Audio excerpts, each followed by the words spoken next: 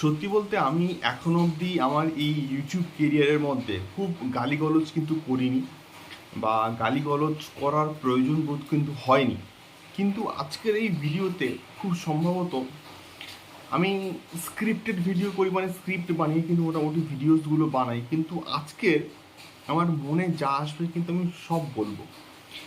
মানে হয়তো গালিগলজ বেরিয়ে আসতেও কিন্তু পারে এই ভিডিওর মধ্যে। তো বিষয়টা কি? বিষয়টা হচ্ছে আজকে খেলা হবে, আজকে বিশাল কিন্তু খেলা হবে। প্লিজ একদম ভিডিওগুলো একদম শেষ অবধি দেখো এবং সাবস্ক্রাইব কিন্তু করতেই হবে। তো বিষয়টা কি? বিষয়টা হচ্ছে একটা অদ্ভুত প্রাণী আছে, যে প্রাণীটা তাদের দেশের সুপারস্টারকে নিয়ে কথাবার্তা বলে, ভিডিওস বানায়, রিসেন্ট টাইমে প্রচুর ভিডিওস বানাচ্ছে এবং প্রচুর কিন্তু মাল্য কামাচ্ছে। আহ, এবং ঠিক আছে, আমাদের শাকিব খান একটা হিউজ লেভেলের স্টারডম আছে এবং আমি তাকে প্রচুর রেসপেক্ট করি, এবং তার প্রিভিয়াসলি যে কাজের প্যাটার্ন এবং এখনকার রিসেন্ট টাইমের যে কাজের প্যাটার্নের মধ্যে কিন্তু আকাশ পাতাল পার্থক্য কিন্তু আছে। এবং তার বর্তমান সময়কার এই 1-2 বছরের মধ্যে কাজের কোয়ালিটি, কাজের যে স্ট্যান্ডার্ড, এটা কিন্তু আগের থেকে অনেক ভালো হয়েছে। এবং রিসেন্ট টাইমে শাকিব খান কিন্তু ভালো পরিচালকদের সঙ্গে কিন্তু কাজ করছেন। অবশ্যই এটা প্রশংসার যোগ্য এবং তার তুফান সাকসেসফুল হোক, আমি তাকে নিয়ে ভিডিওস করি, এতে তো কারোর সমস্যা নেই। তো এখন বিষয়টা হচ্ছে ওই ওপার বাংলার একটা অদ্ভুত প্রাণী আছে, যে প্রাণীটা ইচ্ছে করে আমাদের এই বাংলার সুপারস্টারকে ছোট করছে, নোংরা কথাবার্তা বলছে এবং ইচ্ছে করে একটা ফ্যান ওয়ার লাগিয়ে দিচ্ছে।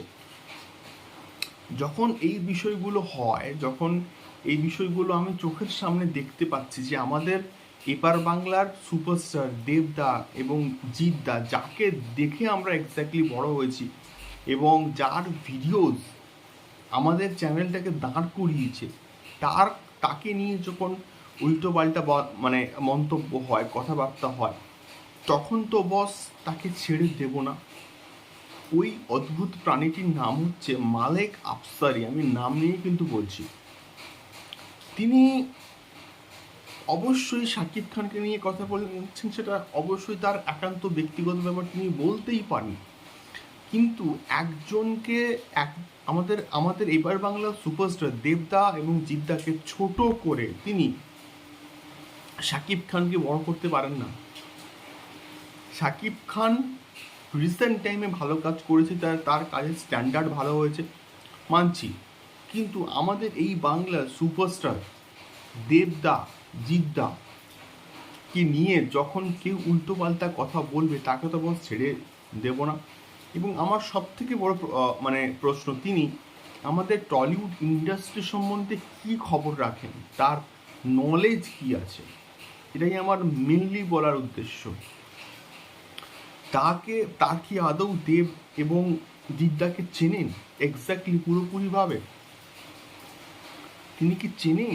সেটাই আমার সব থেকে বড় প্রশ্ন। আপনারা যদি কেউ জেনে থাকেন তাহলে অবশ্যই কিন্তু কমেন্ট করে জানাবেন। এবং তিনি এক্স্যাক্টলি বলছেন যে আজকের কলকাতায় শাকিব খানের রাজত্ব চলছে, আজকের কলকাতাতে হচ্ছে দেব জিতের রাজত্ব শেষ, দেব জিদ্দার হচ্ছে মার্কেট শেষ, এবার কলকাতাতেও কিন্তু শাকিব খানের রাজত্ব চলবে। ভাই সেগুড়ে বালি, শাকিব খানের ক্রেজ ওপার বাংলাতে ব্যাপক লেভেলে কিন্তু আছে, এটাকে নিয়ে তো কোনো রকম সন্দেহ নেই। কিন্তু আমাদের এপার বাংলাতে দেবজিতের রাজত্ব ছিল, রাজত্ব আছে, রাজত্ব থাকবে।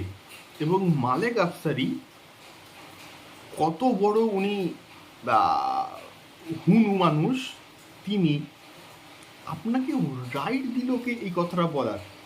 আপনার আদৌ যোগ্যতা আছে বলে আমি অ্যাটলিস্ট তো মনে করি না। আপনি যোগ্যতা থাকলে, মিনিমাম কমন সেন্স থাকলে আপনি কিন্তু এই কথাগুলো বলতেন না।